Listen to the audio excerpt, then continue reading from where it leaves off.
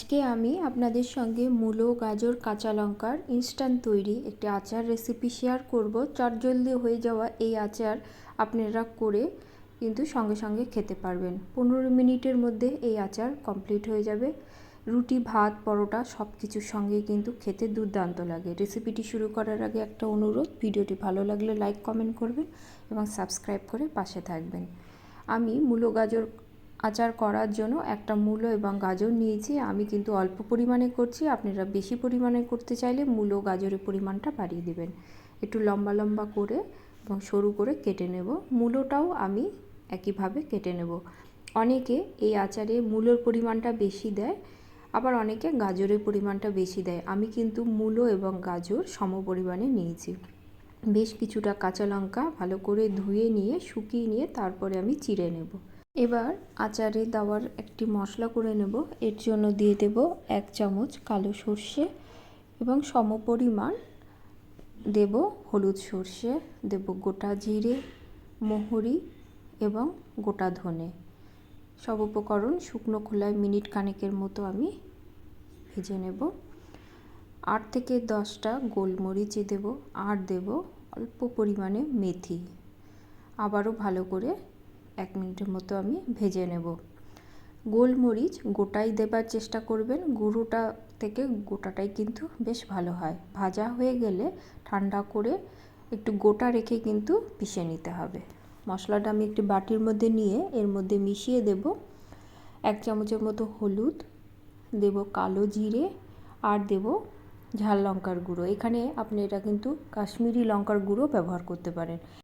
এছাড়াও আমি এর মধ্যে দেব বড় চামচের 1 চামচ আমচুর পাউডার। সব উপকরণ ভালো করে মিশিয়ে রেখে দেব। লবণটা কিন্তু আমি এই মশলায় মেশাবো না, মশলাটা একটু বেশি করেই করা আছে। এই মশলা আপনারা কিন্তু আচারি বেগুন বা অন্যান্য কোনো আচারেও ব্যবহার করতে পারেন। রান্নাটি করার জন্য কড়া বসিয়ে দেব, দিয়ে দেব সর্ষের তেল। তেলটা বেশ ভালো গরম হলে দিয়ে দেব হিং। একটু সাঁতলে নিয়ে মূলো, গাজর, কাঁচা লঙ্কা সব উপকরণ আমি এর মধ্যে দিয়ে দেব। আমি কিন্তু ভাজবো না, শুধুমাত্র মিশিয়ে নেব।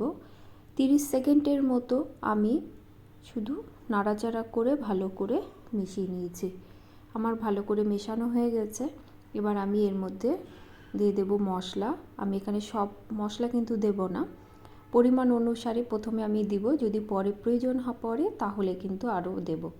এখানে আমি 3 চামচের মতো মশলা দিয়েছি। মশলাটা দিয়ে ভালো করে মিশিয়ে নেব। ভালো করে আমার মেশানো হয়ে গেছে। 1 মিনিটের মতো আমি ভালো করে মিশিয়ে নিয়েছি। এবার দিয়ে দেব বড় চামচের 1 চামচ বিট নুন, আর দেব নর্মাল নুন। আচারে নুনের পরিমাণটা একটু বেশি হয়, তাই নুনটা আপনারা আপনাদের টেস্ট অনুসারে দেবেন। আমি কিন্তু একটু বেশি দেব। সব উপকরণ দিয়ে আবারও ভালো করে মিশিয়ে নেব। আমি কিন্তু এই পর্যায়ে গ্যাসের ফ্লেমটা অফ করে দিয়েছি।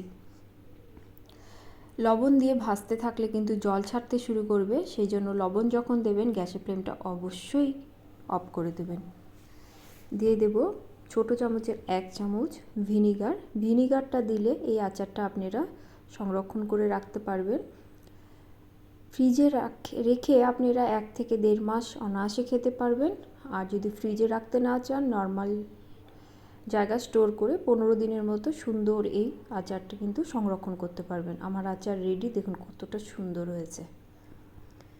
আজ তাহলে এ পর্যন্তই, দেখা হবে পরে কোনো রেসিপি নিয়ে। সকলে ভালো থাকবেন।